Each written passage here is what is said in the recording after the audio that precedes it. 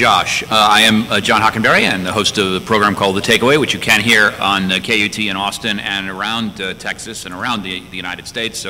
So we will be presenting our issues today to a national audience, even though we are very much concerned with the notions of Texas leadership on public policy that were expressed by Senator Cruz just a few moments ago. Why that leadership has existed in a bipartisan context for nearly a century is an important part of the American story, and it's great to have all of you here, and we're going to continue that discussion today.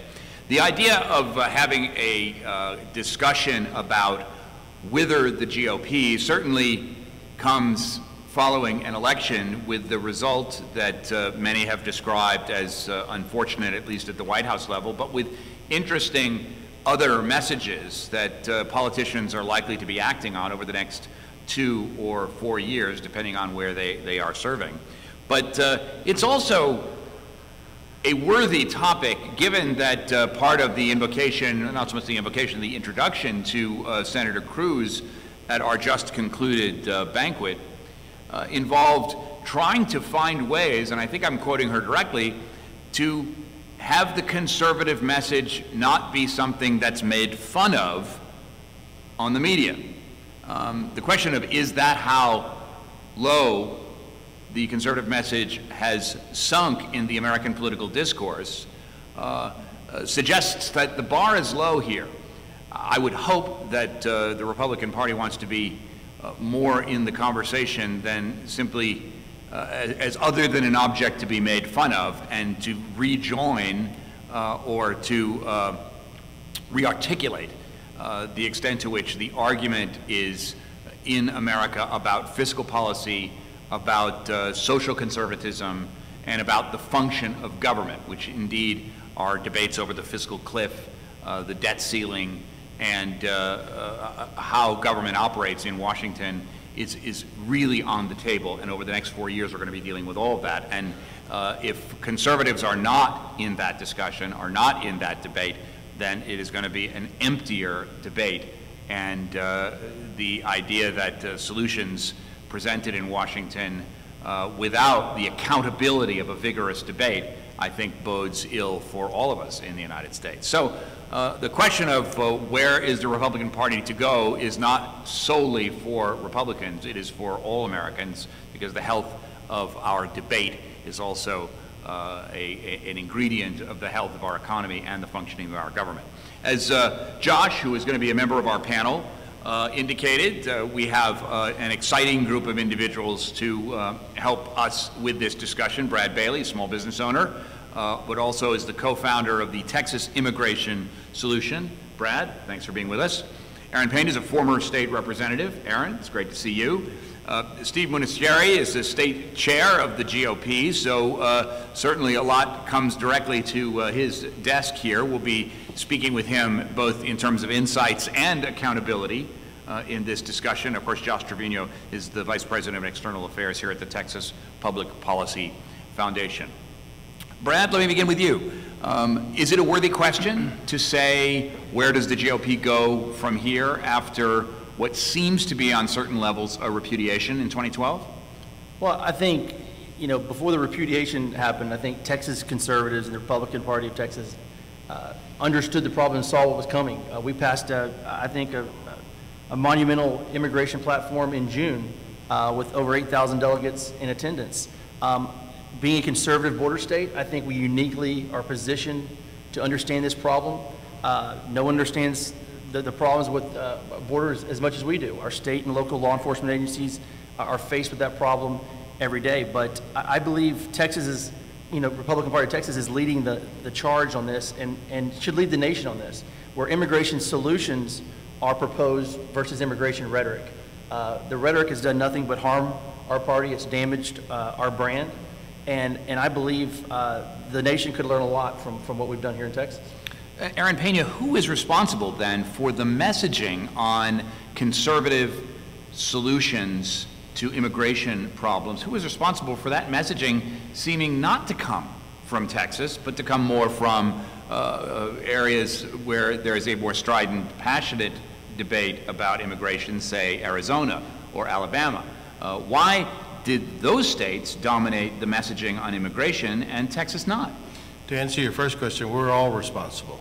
And I think, quite frankly, some of the more strident voices spoke up because people were a little befuddled on how to respond. But I do think that many of us here in Texas are beginning to see the realization that we need to speak up. Just because you're conservative does not mean that you cannot find solutions to difficult questions like the immigration question. I live literally on the border. My district went all the way to the Rio Grande, one of the poorest economically communities in the nation. And yet, my representation as a Republican was, people were fine with the positions I profess because I'm from the community. I reflected the ideas and issues of the community.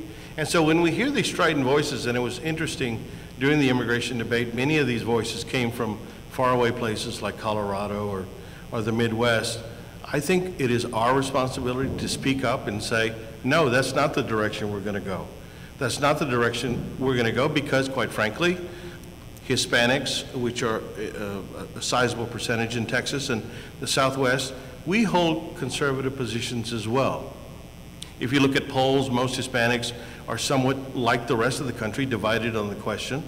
But you can have a conservative solution, such as the one proposed, the Texas solution, which is a guest worker legislation, and I actually proposed that legislation last session. And so conservative values do not mean that you cannot find solutions to tough questions. And we ultimately are responsible for the discourse that goes on. Steve Ministeri, do you think, or are you confident that the National Republican Party can articulate a message of conservative immigration reform that includes a path to citizenship in the way that George W. Bush used to argue it back in the 90s and early noughts? Well, before I do that, let me address a comment you made to start off, which I disagree with. You used the word repudiation. I 100% disagree with the notion that there was any repudiation by Texas voters of the Texas Republican Party.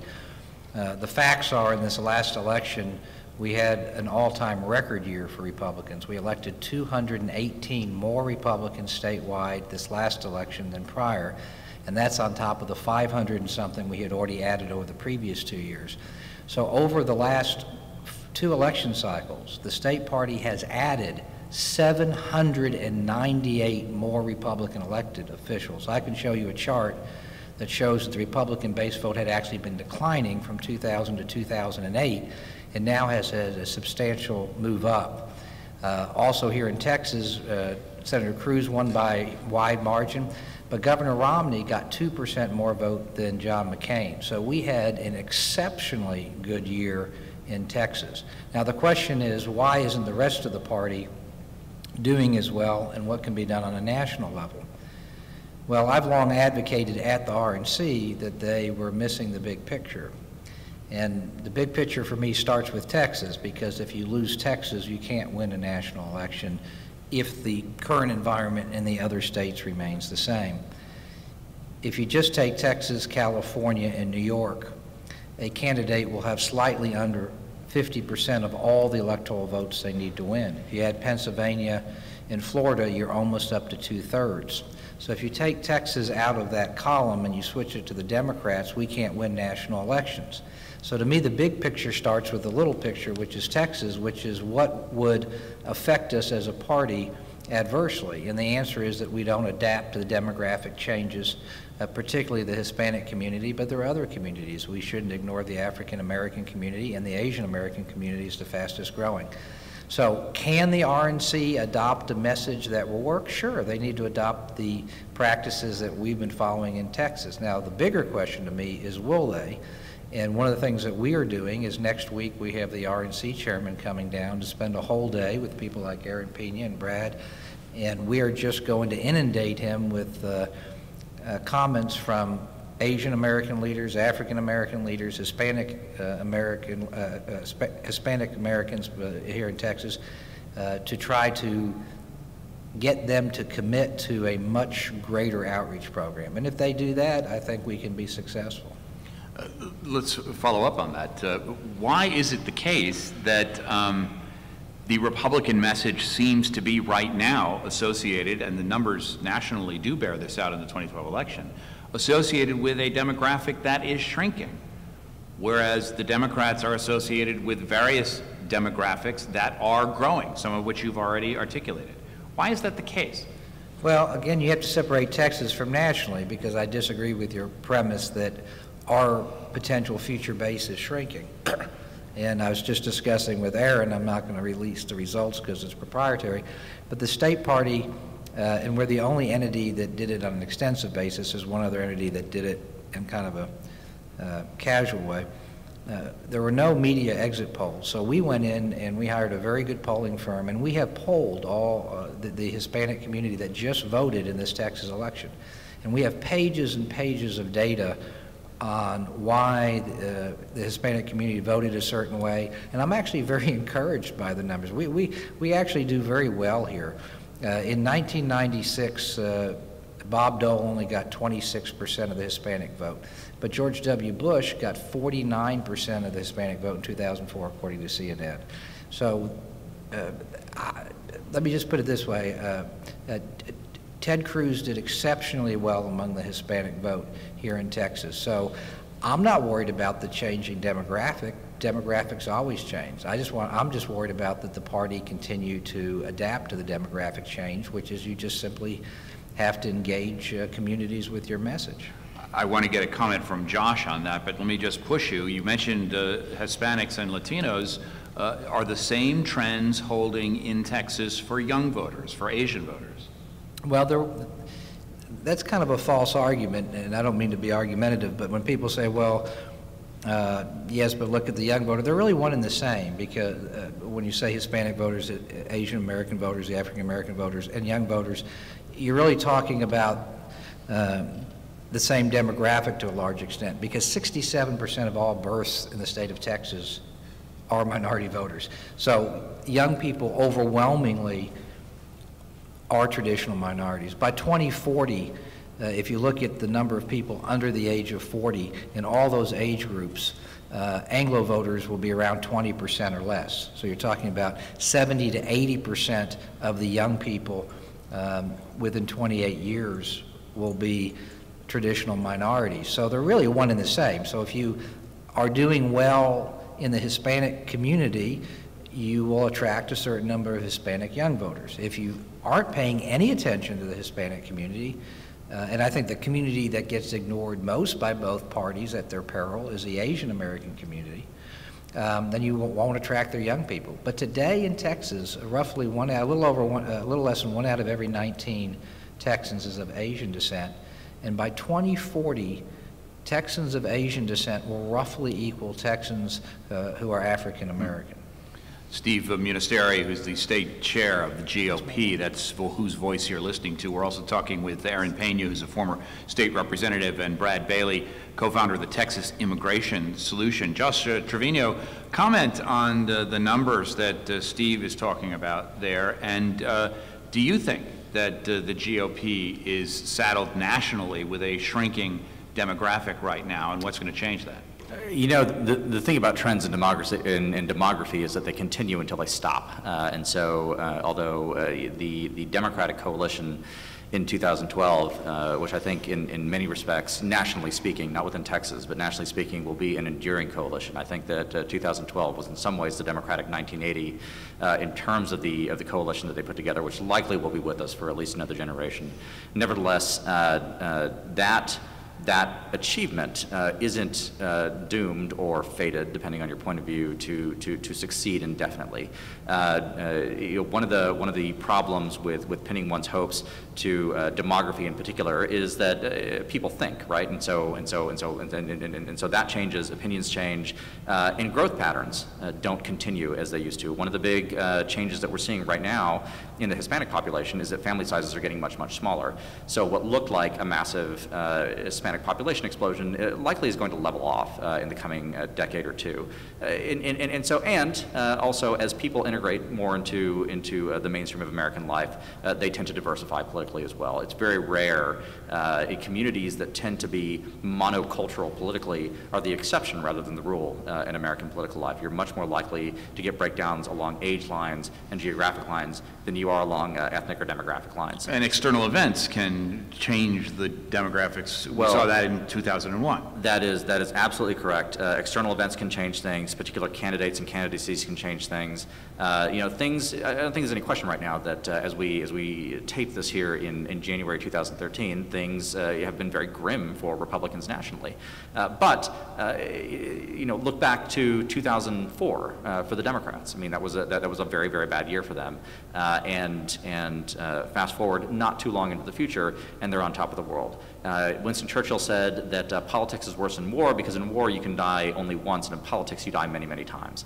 And that is not only the case for Republicans, but for Democrats as well. And I suspect that in a few years we will be having an entirely different discussion about an entirely different group of people that one or other party needs to attract desperately. The many lives of partisanship in American democracy. Well, let's get a comment from Brad and Aaron on that notion that you just raised, Josh, which I think is pretty fascinating and strikes me as a kind of a takeaway moment here. Brad, do you buy that 2012 is the Democrats' 1980 Reagan Revolution for the Democrats? Well, I think if Chairman Ministeri and the team that he's built leading this party have done a phenomenal job at doing outreach programs, at touching on this issue. And I think the National Party can learn from this. I think we've become a party of no and not big ideas. The Reagan Revolution was a revolution that was done on ideas, on the messaging and tone was totally different than what is going on right now. And giving the ability for Asian Americans, African Americans, Latinos, Anglos to run to something versus run from something. And that's what we need to get back to doing. And I believe that's something that we do here in Texas. And we're very proud of our state, but also very proud of our opinions. But I think we're leading the nation on that. And I think the National Party could learn a lot from what we're doing here. So that suggests, Steve Munisteri, and I want to get a comment from you, Aaron, as well, that this isn't the 1980 moment for the Democrats. It might be the 1998 moment for the Democrats, where the success of Senator Pena is possibly a pathway to the White House, as it was for George W. Bush in 1998. Well, many comments. As somebody who was the state chairman of Young Texans of Reagan in 1980, I think I know a little bit about that campaign. This 2012 is not the Democrats' 1980. You could make an argument that their 2008 was, but the facts are this, and this gets lost. President Obama received 1 million less votes than he did the previous time. Governor Romney received 2.5 million more votes than John McCain did.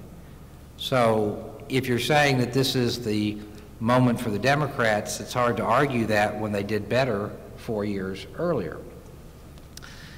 He only got 51.6% of the vote. That's less than Ronald Reagan got in 1980. And some people have made a big deal about the fact that he got over 51% and Reagan didn't in both times. But remember, John Anderson ran, so you had a third-party candidate. Right. People forget that. And John Anderson was a Republican, so you need to add those votes. But there's something else I'd like to point out when you talk about coalitions, and whether this coalition of 2012 will always be a winning coalition for the Democrats. It is quite true that their coalition consisted of getting 77% of the Asian American vote, 73% of the Hispanic vote, 96% of the African American vote, and roughly around 40% of the Caucasian vote. But if you look at that coalition, one thing that strikes me is the coalition partner or group that's still the largest demographic group in the U.S., that being the Caucasian vote. They didn't achieve a majority in that. The reason I point that out is that shows that you can put together coalitions of groups without all the groups you're putting together being over 50%. So conversely, it could be argued that the Republicans can put together a winning coalition of Hispanic Americans, Asian Americans, African Americans, and not necessarily be above 50% in any of those groups, so long as they're doing well enough in aggregate. And I'd make a couple of points regarding that. A 10% change in the Hispanic vote, in other words, getting 37% and 27%, results in a 2.2% difference between Romney and President Obama. Similarly, if the Republicans got 14% of the African-American vote instead of 4%, that's another 2.2%. You're taking 1.1% away from Obama and adding it to Romney. Now, if you're doing that, if you do both of those things, the difference is 4.4%. President Obama beat Romney by less than 4%. So you can take that those same coalition partners for the Republicans, and all you need to do is increase by very small amounts relatively. So the question is, can we do that? Well, the answer is we've done that. I mean, even McCain, who was a poor candidate, got almost the 37% I just talked about. He got 35% of the Hispanic vote. Bush got 49% of the Hispanic vote. What about the African-American community? Well, the first George Bush was up in the teens. So we have achieved that. But it stands to reason that if you pay no attention to the African-American community, you're going to get 4 or 5%. But if you invest in that, it's a reasonable expectation you could get that up to 14%. Similarly, if you don't adopt the right tone, message, and most importantly, money to Hispanic outreach, don't expect it to go up. The RNC had nobody in the state of Texas working on outreach. I don't see anybody working on outreach, and no money was spent on outreach significantly. And yet, they had 400 employees. They spent hundreds of millions of dollars. There was $6 billion spent collectively in these campaigns. And I've pointed out to the RNC, give us $1 million, and you could hire 20 field people and put them in, some in California, some in New Mexico, some in Florida, some in Texas, to work full-time every day in the Hispanic community, and I think that'll make a difference. So, yes, that is a winning coalition for the Democrats, but it also can be a winning coalition for Republicans, and we just need to do our job. Fascinating numbers there. That's Steve Munisteri, state chair of the GOP right here in the great state of Texas. Aaron Pena, do you think Senator Cruz, it looks a lot like George W. Bush in 1998 with his success here in this state in 2012? And what do you make of the Obama ground game in 2012, slicing and dicing some of those numbers that Steve Munisteri talked about with its outreach? I was very impressed with the Obama ground game. It was quiet. In Texas, it was quiet. I'm not sure they were connected, that the ground game that I saw in Texas was the same ground game that Obama was leading. But Democrats in Texas made a point of working on the ground game. This is the idea that currently in Texas, since the Hispanic turnout is so low, if you simply got Hispanics out to vote, their thinking is, well, we're going to win all these elections. So they concentrated monies, and I think these monies came from trial lawyers in different urban areas. If you concentrate monies in South Texas, San Antonio, and other minorities communities, and we get the turnout up, again, going back to what Steve said, so we can get our percentages up, we will start winning. Obama took advantage of a situation that Romney gave him when Romney basically left the field with the Hispanic vote. And so they went into Colorado, they went into New Mexico, they went into Florida, and other states where Hispanics made a difference by simply the percentage of votes that turned out, and they won those states. And if we continue down that path and cede those states or those communities, we will continue to lose.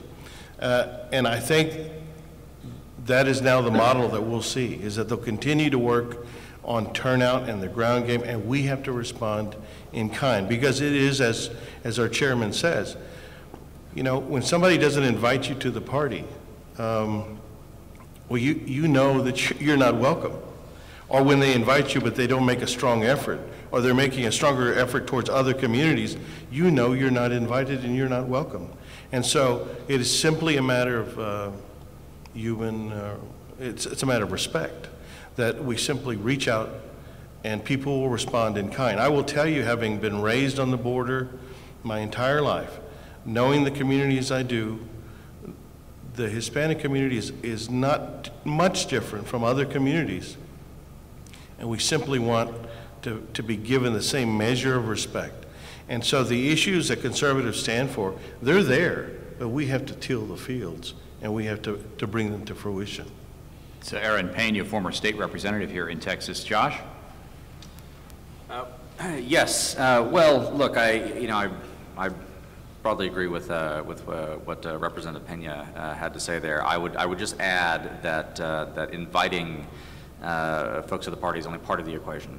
This is something that the representative I know has spoken on very eloquently at length in the past. The other thing that has to be done is letting Hispanics know that you want them there. It's important to pursue. Thank you. It's important to pursue a set of policies and a tone that doesn't leave individuals with the sneaking suspicion that you may not want them as neighbors. There's two anecdotal examples that I'll give, but they represent a lot of people. My own grandmother, a native-born American, but maiden name Hidrogo, from Laredo, recently wanted to renew her driver's license, and she hasn't driven a car in at least a decade, if not longer than that. But it emerged that she wanted to renew her driver's license because she'd somehow gotten the idea that she was in danger of deportation if she did not.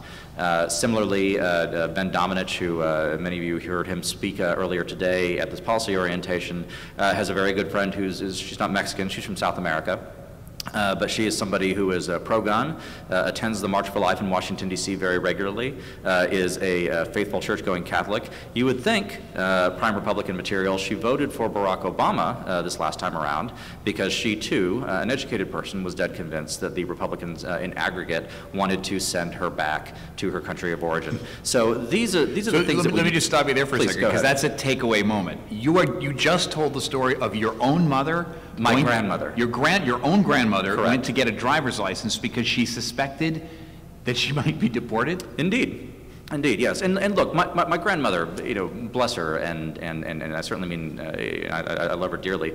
She's not a politically savvy individual, but most Americans aren't. Most Americans casually watch the news, as she does, and they form their impressions based upon that. And that is, if she's getting that impression, then there are many others who get that impression as well. And there's data beyond personal anecdote that indicates that this is in fact the case. And is that a backhanded indictment of Fox, that if you casually watch Fox News as a Hispanic grandmother, you're going to get the impression that they want to deport you? I did not mention Fox. I know you didn't. You mentioned Fox. That was my backhanded piece. No, I think it is beyond a particular media outlet. It is a much broader messaging problem. And look, I mean, you had a presidential nominee on the GOP side this year who spent a great deal of time emphasizing his credentials to the right, to the restrictionist right on immigration throughout the primary. It's hard to run away from that in the phase when people are forming their first impressions. And this does trickle down to the party at large. And so now we find ourselves in a position which is an opportunity as much as a crisis to redefine not what we stand for necessarily, but how we communicate it and who we're open to. In the end, conservatism is not identity politics for white people. It's not identity politics for Southerners. Conservatism is the American dream, and is in as much as we are able to refocus ourselves on that, I actually think we have a bright future ahead. It's very hard work to get it done. So Joshua Trevino is Vice President of External Affairs here at the Texas Public Policy Foundation. We've talked a lot about demographics, a lot about Latino and Hispanic voters.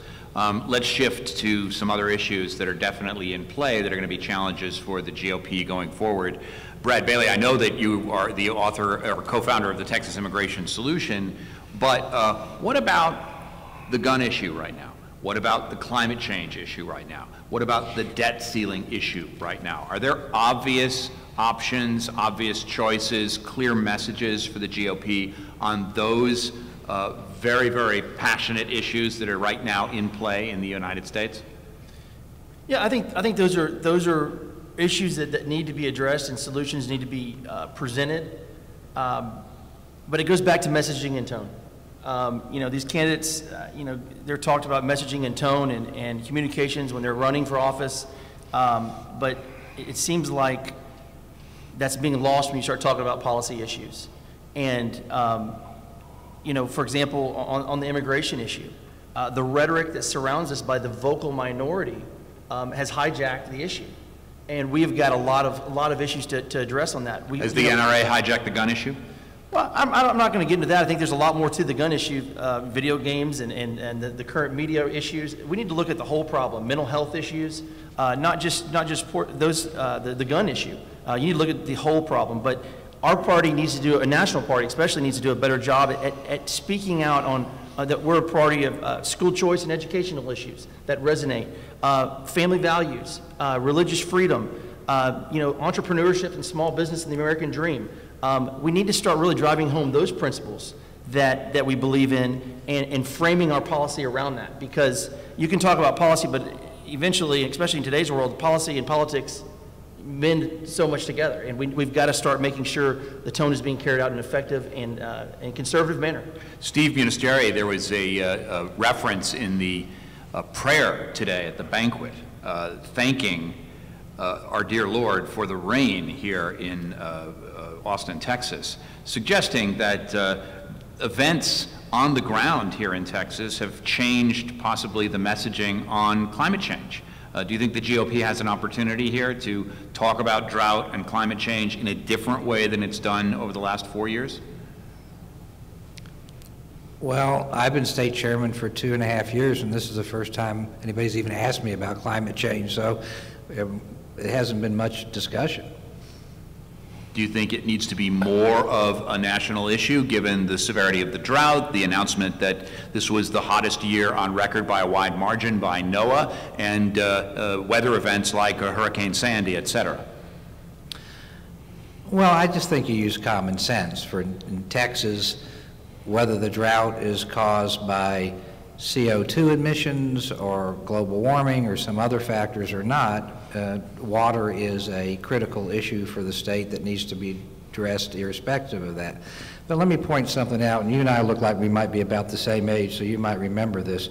In the 1970s, it was the cover of either Newsweek or Time that had a cover story about the coming ice age that we were going to have because of global emissions, and all the scientists telling us at that time that pollution was going to cause us to get colder. And I was taught in my science classes that it was expected that we would lose temperature because of the emissions would block out the sun. Now, a generation, there are people saying that CO2 is causing the temperature to go up. I don't know. I'm not a scientist. One thing I will say this is when I was listening to CNN and they had one of the advocates that climate change is solely or significantly caused by CO2 emissions, they asked him, are you 100% sure? And he said, no, I'm 80% sure. Well, that means that probably could be occurring, but even an advocate of saying that global warming is due to emissions was saying that he's not 100% sure.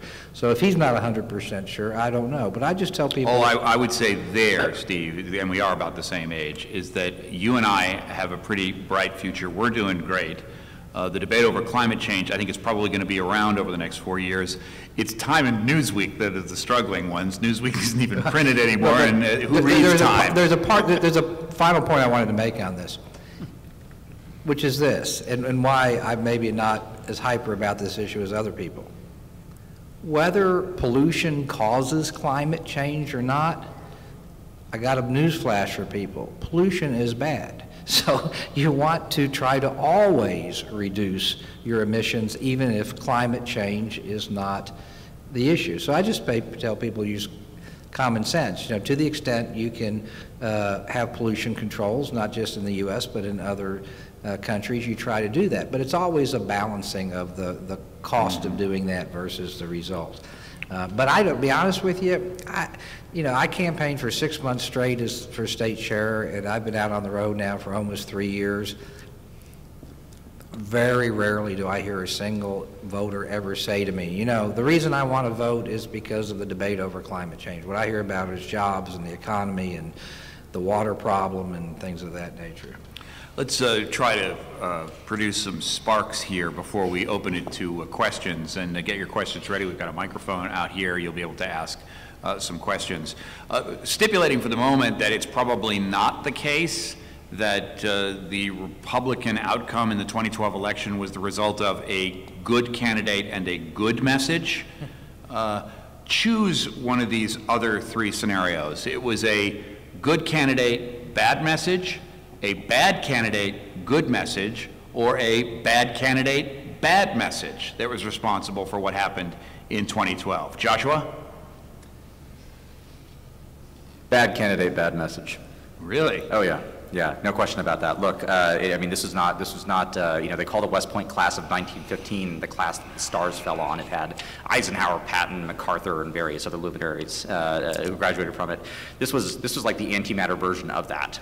It was a weak field, but what's remarkable to me is that when you look at Romney's performance in the very end, Newton made this point within a few weeks of Election Day, and I think he was right about it. It is arguable, it is very plausible, we can't know counterfactuals, but it is very plausible that Rick Perry, Rick Santorum, or Newt Gingrich, while they may not have won, they probably would have done better than Mitt in most of the demographics. And so in that sense, combined with a messaging operation that was frankly kind of a disaster from an operational standpoint, I find it very difficult. While I think Mitt Romney is a good, incredible, honorable man as an individual, as a campaign, it was our John Kerry.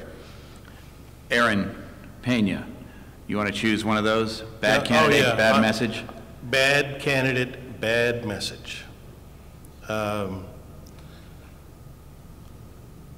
Romney, I will tell you back home, it was a very tough sell, especially when he started talking about issues that were of primary concern to my community. And the messaging, you know, I remember Ronald Reagan, and the leaders, or the people who came forward during the primary, seemed to represent different segments of our party. Their messaging seemed to reflect different segments, as opposed to Reagan, who I don't recall, well, he represented the country. It wasn't a segmented message. I think, I can only speak from my life experience. We need to have people who talk about the issues that matter to ordinary people. Sometimes our messaging is geared towards winning primaries, and the arguments that are made during primaries wound us to such a degree that when it comes to a general election, it's very difficult to win. Brad, you want to take a stab at that? Yeah, definitely bad candidate, bad message, but I think more importantly, a presidential primary that did major damage to the Republican Party brand. My family and I own restaurants in Houston, and the way I got into this is during the presidential primaries, one of my longtime employees, who's Hispanic and been working for us for over 10 years, pulled me aside and said, I have a question for you. You know, how can you be Republican when Republicans hate Hispanics? And I got my chest out and said, that's not true. You know, we've done, you know, this, but the messaging on the national level affects us here in Texas. No matter all the great things that we're doing, the messaging and tone on the national level, and those presidential primaries did exactly that. They did a lot of damage, and it got me off my couch and involved in the process, but that resonates with me all the time, and I'm constantly going back and showing my employee how the Republican Party of Texas is leading the way in our immigration platform and things that we're doing to be inclusive and not to be on the other side. So great story there from Brad Bailey. So Steve Ministeri, we almost have consensus here that it was bad candidate, bad message. You're the one who's most sort of on the hook here, depending on what you say. I'll pose it to you before we open the questions. Try to get me in trouble? That's my job. Well, I'll be a little kinder to Governor Romney, but let me make a point. If, by last count, and it may have changed a little bit with the final numbers, if 386,000 votes cumulatively in Florida, Iowa, Virginia, and Ohio had been for Romney, your question would be, did Romney win the Electoral College because it was a good message and a good candidate? So when somebody wins, people overestimate their abilities, and when people lose, they generally exaggerate the deficiencies. You know, he wasn't the best nor the worst candidate. And the reason we lost cannot be simply condensed into candidate and message. It was multiple factors. I would say one of the prime factors was the Democrats had a 50-state operation that went on continually, and I know because I'm on their email lists, and they were in the neighborhoods constantly over the last 4 years, and they were registering new voters, and they had a very good ground game. Conversely, the Republican national effort was relying on a software program called Orca, which actually crashed the day of the election, leaving 39,000 volunteers stranded with no way to report the data on who was turning out. So the ground game deficiency was significant. That's, I think, one big component. A second component, which touches on what Brad said and what Aaron said, which I agree with their comments, is that there was a lack of recognition, I think, on the Republican national level that you cannot, it's impossible to win elections these days, and this actually talks about when you're talking coalitions, unless you build a coalition with a significant percentage of the Hispanic vote. Long term, I think you need to get the African American vote and the Asian American vote up as well. But the Hispanic vote particularly needs to be, the Hispanic community needs to be addressed. And I never saw any effective effort to do that. And then part of that outreach ties to what Brad and what Representative Pena said about messaging. That's certainly part of it as well. There's some other factors that seem astounding to me, but the polls indicate were factors. For example, according to CNN exit polls, 16% of their people said that their number one reason they voted for their candidate was because how Hurricane Sandy was handled. That's 1 out of every 6. It's beyond me that somebody would think that that's the most important issue, and yet that they overwhelmingly broke for Obama. So that hurricane, I think, did have some effect. 9%, 1 out of every 11, said they made up their mind in the last 48 hours, which seems to tie to that Sandy thing, which I do think broke Romney's momentum so much. But I think the self-inflicted wounds can also not be overlooked. I think the 47% comment was terribly damaging, because the comment I hear so often, and I see polling data, especially among Hispanics, as to why they're not voting Republican, is they think that the Republican Party is the party just for the wealthy. And so it's not just an ethnic issue that people don't feel like the Republican parties are open to African Americans or is open to Hispanics or Asian Americans. It's more than that. It's that they're not open to anybody that's just an average person, that they're for the wealthy, and we need to change that. I also think the comments by the U.S. Senate candidates in Indiana and Missouri hurt dramatically, because as you talked about coalition partners, you didn't talk about gender. And if you look at it, if only men had voted, Romney would be president. Romney won the male vote 52-45. That's pretty significant. And yet before those rape comments, he had pulled to about 50-50. In addition, women turned out in higher numbers. They turned 53% of the vote was female and 47% was male. If men and women had voted equally at 50-50, the margin of difference between Romney and Obama would have been declined by 1.6%.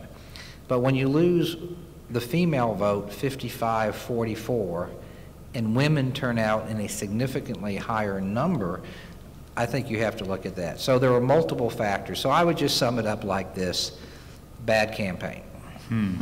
Steve Munisteri, a fount of wisdom and numbers there. Thanks so much. All right, let's exercise your hands and get some questions before we end here. First of all, your response to some of the takeaway moments that have been said here. How many of you were impressed by the Democrat ground game in 2012? Raise your hands if you were impressed.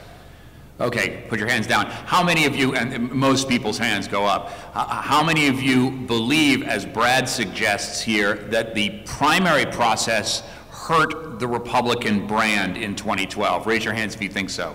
Again, almost every hand goes up here. And finally, anybody going to cop to bad message, bad candidate? Like 3 out of 4 of our panelists here, raise your hands. Bad message, bad candidate. Only a couple of hands there. Question right here in the front.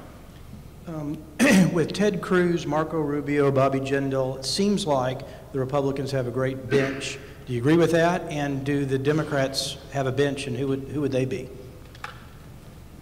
Go ahead, Aaron. Oh, we have an outstanding bench. Those people that you mentioned are going to be they are national leaders, but I expect great things from them. The Democrats, on the other hand, one of the Achilles heels of the Democrats is that minority members don't seem to be able to break through that to either statewide seats or on the national level. It's one of the complaints I hear from a lot of my friends in the Democratic Party. Whereas the Republican Party is always welcoming to people like Ted Cruz, Marco Rubio, Bobby Jindal, the governor from North or South Carolina, I'm not sure. South Carolina? Susana Martinez, Sandoval. I mean, I could go up and down the list. We have great candidates on a national level and a great bench. The Democrats are going to have a problem, and part of that is because we try in the Republican Party not to focus so much on identity politics. There is some real. I was a former Democrat. There's some real internal competition on the Democratic side when it comes to electing somebody to a high level in office. And so I think we have the advantage there. Another question. Could I add something to what Aaron just said? Oh, sure. I made a statement about a year ago that if people would check the record, there have actually been more traditional candidates that are considered traditional minorities elected in Texas as Republicans statewide as Democrats, and this set the Austin American-Statesman off to do a political fact check on me, and they had to admit that I was right. And a lot of people don't realize that. Now we've just elected not only one, but it gets lost in the shuffle, a second statewide new Hispanic leader in Justice Acala. So we've poll the Democrats in that way. It's over 2-1. We've had twice as many Hispanics and African Americans elected. And this last election cycle, we increased the number of elected officials of Hispanic descent statewide who are Republican from 58 to 78. We have to say goodbye to Joshua Trevino in just a moment. You want to sum up before we go? Give us a takeaway thought before we take a couple of other questions from the audience. I will endeavor to give you something takeaway-ish. How about that? What's interesting to me about the names, and I agree, by the way, that the 2016 bench is going to be amazing for the Republicans. It's going to be a substantively different field. It is going to be a much more competitive election, partly because Barack Obama won't be in it, but the quality of the candidates on either side is going to be a real mismatch, and it's going to favor the GOP. But all the names, with the exception of really Ted Cruz, these are state-level office holders. These are mostly governors, and I think that really speaks to the kind of party that the GOP is right now. The GOP, at the moment, nationally, is very close to a failed party. But at the state level, the GOP is a supermajority party. We have 32, I think, state houses at this point, and not just state houses, but governorships and controls of state legislatures. The Republicans are a phenomenally successful party at the state level, and that's the one thing that is the challenge for the national party. Is connecting the state level success with the national party. And frankly, I'll just come out and say it. One of the best things the Republicans could do right now would be to abolish the RNC and put the RGA in charge. And with that, I've probably alienated a lot of people, so I will bid you adieu. Thank you, John. Oh, you hate doing that, don't you? Joshua Trevino, thanks so much. Vice President of External Affairs at the Texas Public Policy Foundation. Thanks for being with us. Some final questions. Thank you. Yes, I'm a staunch conservative, first off. My best friend growing up was Robert Garcia. I work with a lot of Hispanic people. I think they're wonderful, fine people. I think the Republican committee is dead wrong on immigration. I think we should give them a path to citizenship, a 5 years to learn English and pass some civics tests and maybe pay a fine of some sort. What are your thoughts on that? Brad. I am for a path to legalization first. I think we need to streamline it, get the immigration attorneys out of the process and let common sense business people talk about it because the red tape is extreme. A path to legalization gives them the ability to start working now, but then be able to take that into citizenship by applying through the right process, standing in line, getting in line, not cutting in line, not circumventing the Constitution with an executive order. But I believe the path to legalization would be a huge step in the right direction. But we cannot be a party of, deport 12 million people immediately. We can't get 500,000 people out of New Orleans during Hurricane Katrina. How are we going to get 12 million out? But we've got to make sure that we address that. And I think in our platform, we did that. The Texas Solution. We have a guest worker program that values the American worker. But when the American worker is available, we have the right to go the guest worker route. We don't have tones like illegal alien and those things that are divisive. But this is an honest discussion that conservatives need to have and want to have.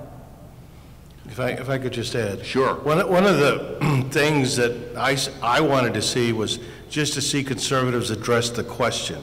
We've been so afraid to address the question because this issue of immigration was used in many congressional races to assist people in the primary or the general election. And it scared candidates, quite frankly, to even touch the question. One of the silver linings of this last election was because the Hispanic vote went decisively, and the other minority votes went decisively for Obama, Republicans are now forced to address the question. Conservatives can argue over the issues we are a party that respects the rule of law. We want people to get to the back of the line. We can address those issues. When we presented the legislation that Brad was talking about, we addressed those questions. Conservatives can address the issues that they're concerned about, but if we're always afraid, we're not going to deal with the question. And so what I'm looking forward to is a good debate. I would hope that we've learned the lessons of watching the tonality of the debate and to do it with respect. Quite frankly, we're very lucky. If you look at other aging countries, and we are an aging country that is in dire need of a labor workforce. If you have Europe, they're bringing in people into their countries that do not have similar backgrounds, they're not from the same religious background. They're not as similar as the Hispanic community is to our community in the United States. Here you have a very religious community that is very family-based, shares the Western ideals, and is aspirational. And so we're quite lucky, and as Republicans, we ought to embrace that. And if we have concerns, we can address them as well. We just need to not be afraid of the question. And I think we're going to have an opportunity to do that. How many questions do we have left to go here? Maybe one more, looks like. All right, go ahead. I have a question about the youth vote for the GOP. Do you guys think, well, considering 2012 that there were, I think, 46 million young people aged 18 to 29, but only about half of them, 23 million, voted. And I think in Texas, it's less than 40%. So for the GOP, do you guys think the youth vote is a lost cause? Because there, frankly, wasn't that much outreach to the young voters from the party. Well, if I might address that, because I spent 5 years as state chairman of youth groups in my youth here. When I was up at the University of Texas in the 70s, people said, well, the youth vote is completely lost. It's overwhelmingly liberal and democratic, yet by the 80s it completely turned around. My belief regarding the single greatest factor for the youth vote is not whether somebody's liberal or conservative or Democrat or Republican. It's whether there is an inspirational figure that then motivates young people that are particularly idealistic at that age, have their whole life in front of them, and are interested in hope and opportunity for the future. And if somebody gives them that vision, they coalesce around them. There's a book by an Austinite, Dr. Wayne Thorburn, called Generation Awakens, that talks about where the conservative leadership came from out of youth movements. And it's kind of premise that I take from it is that you had Goldwater got people fired up in the 60s, followed by Reagan, and there really hasn't been a conservative leader, with arguably the exception of Ron Paul, brought in a lot of young people. At our state convention, we had hundreds and hundreds of new young people, but the overwhelming majority were supporting Ron Paul. On the Democratic side, I think President Obama really can tap into those hope aspirations because he was an inspirational figure. So I'm not so much concerned about, well, let me just put it this way. My greatest concern and hope is that we have somebody on a national level that can bring messages to the campus. And that also may be a generational issue, that we need to have some younger leadership as opposed to folks in their 60s, 70s, and 80s. Remember, Obama was in his 40s and Clinton was in his 40s. But I'm hopeful that somebody like Marco Rubio, if you listen to him, if you've ever seen him live, is very dynamic. So I'm optimistic that way. Can I just add? Sure, Aaron. One of the things that I've noted is that amongst young people, and this may be true of not all young people, and one of the things that'll be a challenge for the Republican Party is that I've noticed that young people are more libertarian on social issues. And so as we move forward, those of us who are traditional economic, social conservatives are going to have to learn to live with the perspective of a libertarian perspective when it comes to a candidate in the Republican Party. I think Ron Paul had a movement in part because, well, he did it so many times, but he also had a movement in part is because the libertarian message resonated with young people, at least on the social level. I'd like to add something too, because being in the restaurant business, I get to have these little focus groups every day because my wait staff is mainly young, and we have a lot of Hispanics that work for us, so I always kind of throw these little ideas around in our pre-shift meetings talking about it. And it's funny, on Obamacare, for example, they were thinking one thing, and I started asking questions and making a comment when I said, do you realize what Obamacare is going to do to our restaurant where we employ? We're going to have to do this, this, and this, and it's going to cost us this much, and guess what? So the price of food is going to have to go up, and then people are going to start eating out, less often, and all of a sudden a light bulb went off.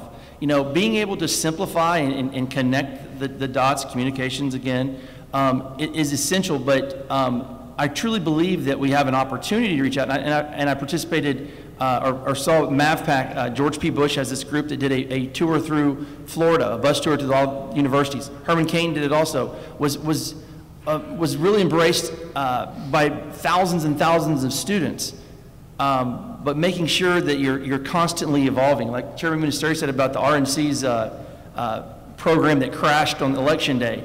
We've got to look at a total different software program, and we've got to look at a total different development plan to go after the youth vote and connect, because some of the greatest leaders we've had in our party have come up through college Republicans and young Republicans. Chairman Ministeri, one of them. How do we need to invigorate and get those organizations working hard with us?